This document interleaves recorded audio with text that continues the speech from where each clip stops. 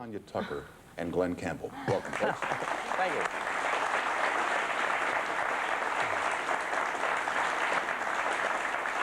Well, thank you. That was the nice part, see? I asked Glen, you two have not been on this kind of a thing together before, have you? No, we haven't. You're the first. We thought we'd give you first crack at it. Well, it's not going to be first crack at it, but your relationship has been People magazined and National Enquirized and now NBCized. How do you maintain any kind of a relationship, a friendship, a professional relationship with the world looking at you all the time? This fishbowl. It's tough. You answer that one, dear. You know, it doesn't bother us that much, really. We enjoy fans and people that enjoy our music, and we're appreciative. But what about when they want to know more than music? They want to know where you go, and they want to take your pictures all the time. I mean, it's, not that it's a big intrusion on your lives, but really, as I say, you're in a fishbowl all Well, we've both been doing it, really, for so Tanya's been doing it, 9 or 10 years. She went out, Delta Dawn was a hit for her when she was 13. Mm-hmm. And she kind of grew up with it, and I did too. So it really doesn't bother me, Tom. Well, you get the same thing too, I imagine. But I don't get it in terms of the lady I'm with, whereas you do. Right. And when you're with a lady or when you're with a gentleman, you kind of want some kind of privacy. So therefore, how do you keep privacy? How do you maintain that space for yourself that you want to have? We really haven't had that difficult of a time. Lately, it's become more difficult. It seems as we go on, it gets more and more difficult to go somewhere and sort of be, how do you say it? Just be away from it, really. Well, where nobody recognizes us, you know. It's now, since the beard and everything. Before, when he first grew the beard, nobody recognized him. I haven't seen you since then, by the way. Why is it all the great guys from California, they never get gray, they never get pallor, they always have beards that are perfect. It's unbelievable. I know. Look at Reagan, he's 69, ain't got a gray hair. To speak of, huh? To speak of. The early years for you, you sang when you were 8 years old, you started singing, maybe even before that, huh? Oh, yeah, I can always remember singing from the very beginning. Did you know you had a big voice when you were a little kid? That's what my dad kept telling me. Yeah, she sings good and she sings loud. Yeah. Yeah. So the story, one day you went to a fella and said, I can sing, and he had you do 8 songs one night? Mel Tillis, who's a Mel good Tillis, friend of exactly. ours now. Well, he's always been a good friend of Glen's, but I went up to him and said, hey, I'm a singer. I was about 9 years old. And he was playing a county fair. It was right before he really had his big records. And he said, well, can you sing? And I said, yeah. And so I went back and I sang a song, and he said, come on. I went on stage with him, and ever since, I've loved it. When did you become aware of Glen Campbell? I was probably about 9 years old, 8 or 9. What was the first time you ever saw him or heard a record of his? Is this okay, Glen, to do this I was now? about that age. Yeah. Because I remember all the old tunes, you know, the first hits by the time I get to Phoenix and Gentle on My Mind. And my sister really, we grew up singing together. And she sang a lot of his music. And I was into, of course I loved Glen and I loved his music and I grew up with it. But I was into the, you know, the Elvis thing, and she sang Glen songs. So it's kind of, you look back now and I say it's really wild now that we're together now. It's really strange. It is weird. It's strange. We laugh about it all the time. My God, who knew that we would end up where we are today and where we're going? Because really singing with Tanya is just such a pleasure. She's got big ears, and I mean, does she hear harmony? She does. I didn't see those. I missed a hole in it, Tom. No, yeah, it's like if I just start singing a song, she can sing harmony with it. And her voices are so close to the ranges that the blend is it just knocks me out on stage. It's just such a pleasure. Well, he's really helped me with harmony, though. Harmony is very difficult. Not everybody can sing harmony. A lot of lead singers have trouble singing harmony, and he's really helped me with that a lot. He's one of the best. I mentioned that on your albums, on one of them, he is the backup singer. Yeah. That's not new to you. Expensive backup singer. Yeah, you've done some backup singing before. There was the Glen Campbell Good Time Hour and all those great things that happened. Well, when I did studio work, you know, I started sang harmony with Dean Martin on a lot of things. The Beach Boys. Rick Nelson used to do the background. Right after traveling, it's up to you, and play guitar, you know, so you get it from both ends. And you know, I make a lot of money doing studio work. It's incredible the records he's played on. It just amazes me. When did you leave studio work? What was the first break that you had, you know, where you came out front and they said, this is Glen Campbell, this is not a backup singer? Well, actually, it was my New Year's resolution for '68. And Gentleman of Mine had been out, and by the time I get to Phoenix, it had been out. But I didn't want to give up the studio work, you know. You want to make sure you got something here, you know, just like you leave in California, you know. You got something here, so you go there, and you yes, just you take never leave step. one before you have the other. That's Exactly. not a good idea, yeah. Yeah, it's nice to look over the cliff now before you take the leap, you know. But that was my New Year's resolution, not to do any more studio work, but just to work on Glen Campbell. Remember when you worked on the Smothers Brothers show? Yeah. And all that controversy was going on. And at the time, I remember, I didn't know you at the time, and you'd read that, you know, there were some people that were uncomfortable with the controversy that was part of the Smothers Brothers show. Were you one of those comfortable or uncomfortable? Oh, I was very comfortable in it. Tommy produced the show. In fact, that's how I knew that. Tommy saw me on the old Joey Bishop show. And I was doing Phoenix and Gentleman of Mine. And I'd done their albums. I'd done 3 albums with Tommy and Dickie, playing guitar on them. And he said, Campbell, I didn't know you could sing. And I said, well, you never asked me, you know. He said, can you talk? And I said, yes. He said, can you read cue cards? And I said, if there's not too many big words. And really, 2 weeks later, really virtually 2 or 3 weeks later, we started the Summer Brothers Smothers Show. Boy, it was fun, I'll tell you. We had some writers, Tom. With Steve Martin, Rob Reiner, McLean Stevenson, Mason Williams, John Hartford, Jack Burns, Avery Schreiber. It was just incredible. George Yannick, Bob Einstein. And it was just, all I had to do was go up and say, hi, I'm Glen Campbell, and the rest of it was taken care of. Now that you do that, the voice has come down a couple octaves, it seems, in the last 10 years. It's getting more resonance in it. It really is. I'm starting to kind of like the way I sound now. Do you two work out together? I mean, with your, you know, voices. Do you sing together a lot during the day? Yeah, we do. We do quite a bit. In the car, you know. But we actually never work out the voice. It's just like anything else. Really, people that vocalize and do that and do all those things. Oh, we don't do exercises. There's a natural way to sing without hurting your voice. I mean, if you're taught to sing by mankind, then you would have to do all of that. But if you have a natural gift to sing, I've never vocalized or done anything before I went on stage. Before you do a concert or a performance, do you warm up at all? No. Nothing at all? The vocal cords are warm. They stayed about the same temperature all the time. Yeah, 98 points. But I've talked to singers and they say, well, I have to spend an hour, stuff like that to get everything loosened up. No, huh? No? I don't think so. Never have. I think God just gave a gift to sing, and why mess with it? It's worked so far so good, you know. Or so good so far? No, it's backwards. But I just figure, why do it? Because I've learned to sing without straining my voice. It's like Tanya sang the same way I do. You push from here, and you just, the pipes take care of the rest of it. I said that you have crossover albums out. I don't know what those are. Me either. No, what does that mean, a crossover album? It means did I ask you? labels. No. Oh. I think it Now you're starting. I really don't know what it means either. I think it just basically it tears down all those barriers that people bring up, that people build up between country music, rock and roll, or easy listening, whatever. And I think those are the kind of barriers that Glen and I don't care to have. I was raised basically with country music, and that's what I grew up listening to, with a little Elvis in there and every now and then. But as I grew older, I started opening my ears and listening to different types of music. And if I want to go out and do a Nat King Cole song or whatever, I feel like I should be able to do that without any limitations. And Glen has had unbelievable success doing that. Just across the board records. Everybody loves his records. I was going to say transcending labels. Well, almost everybody. Well, everybody does. No, like Rhinestone Cowboy. It's across the board, easy listening, MOR, country, pop, rock, or whatever you want to call it. I call my music a cross between country and rock. I call it crock for short.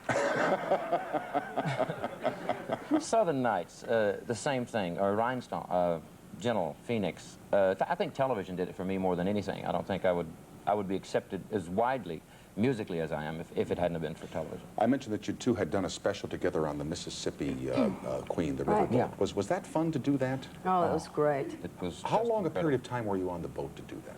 What about? We were often on the boat. Yeah. From New Orleans to Natchez. We spent a week in New Orleans and on up to Natchez, Mississippi, and just left it raw, you know. I mean, The John mistakes, Hartford. everything. It was great. And Artie Johnson, Rita Coolidge, and it was the most fun show I've ever done, outside of yours, of course. Yes, I know. Well, you're going to do a little something for us tonight, huh?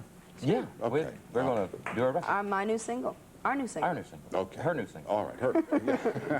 It's amazing, the new world we live in, isn't it? Son? Always get in the last word. It's Yeah. yes, dear. Yeah. Right. We'll be right back with Tanya Tucker and Glen Campbell after these announcements from our sponsors and the NBC television station. Stay with us.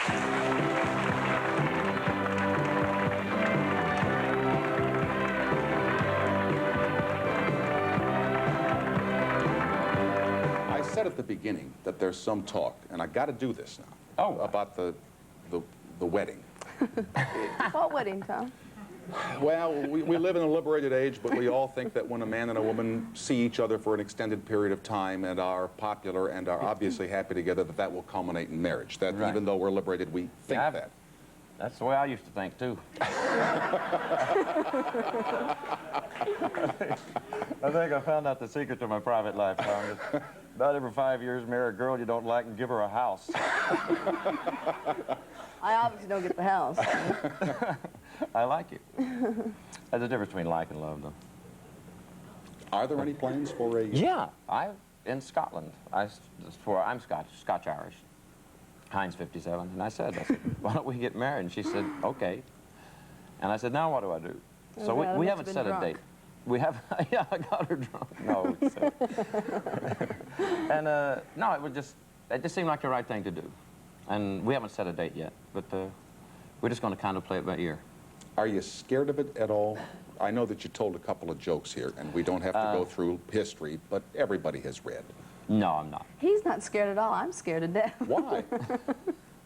Well, I guess maybe he's used to it. I don't know. This is my first time. Right, I got a cauliflower heart. So I'm really afraid of marriage because I've seen it fail so much, and I'm one of those old-fashioned girls. I was raised like Glen was raised, and we have, I don't know. It's sort of, it's not. I don't think it's old-fashioned. I think that's just the way it should be. And Right. He went home and I said, hey, look, if you want to marry me, you have to ask my dad. I said, you don't go in and say, Bo, I want to marry your daughter. You say, can I marry your daughter? Mm-hmm. And he did. I couldn't believe it. He went to My meet dad, your pop? my dad started stuttering real fast, but Talking about booking a tour or something like that. No, it was, I did. That's the first time I'd ever done that. And I looked him in the eye and he said, I talked to him for 2 hours, about everything, about how I felt, about what I thought about life. And he said, well, son, I sure did enjoy the visit. well, he knows what Glen's intentions That's like, are. leave your name and address with the lady at the desk out there, and we'll call you back and let you know. Don't call us, we'll call you. Yeah, exactly. Tanya and I were raised the same way, the same ethnic background. And to have someone that knows what you're doing, knows what you're thinking, and knows what you've got to do, like when you go out and perform, if things are going on, like before you go on your show, if things are going on backstage before you go on, and you're upset, you know how it goes. It's not going to happen. It's been a difficult week, I can tell you. Right. Things go on backstage that audiences never know That's about, right. and you can't let them know that that's going on. Exactly. It's hard enough to be in this business as it is, and then when you have all those pressures adding to it, it can really be bad. We'd both had kind of the same idea about not, being with another person in the business because it would get boring. I found it very We start rewarding. talking about it all the time, and pretty soon we have nothing else to talk about but the business. We don't have that problem. I have my quarter horses, and I'm getting him into riding cutting horses, and he's getting me into swinging the golf club a little bit. So Oh, I love he it. is. yeah. Well, She swings great. don't take any I'm lessons having problems with from my got a driver, but I'm getting there. Would you pick that up in a couple seconds? Oh, sure. Okay, we'll be back in just a couple seconds here with Glen Campbell and Tanya Tucker, so don't leave. These announcements now will continue in about 2 minutes and 5 seconds. Tanya and Glen, and Campbell still plays the guitar very well, although, as he said, the Lord gave him nothing to tune it. Hollywood Smiles, is that this particular? Yeah, you want to do a course? Yeah, why? Larry Weiss wrote this. Same guy wrote Rhinestone Cowboy. I think it's a great song. You'll hear it. There's stars on the sidewalks in Hollywood, footprints and names in cement, the palm trees and more, and their summers, even your dreams could invent.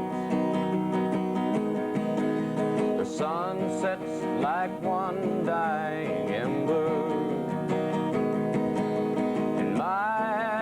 time passes slow, and soon you forget to remember. You think it's heaven, I know, but Hollywood smiles like a movie star playing the part of a friend. And Hollywood smiles, and you never know whether it's real or pretend, chasing your dreams round the bend. And they call this the city of angels, a mecca of fortune and fame, and the pot at the end of the rainbow sure beats the cold and the rain. And everyone here loves the winner, but man, when you're down, you're alone. So show me some light, just a glimmer. Don't let me die an unknown. But Hollywood smiles like a movie star playing the part of a friend. And Hollywood smiles, and you never know whether it's real or pretend, chasing your dreams round the bend. And Hollywood smiles.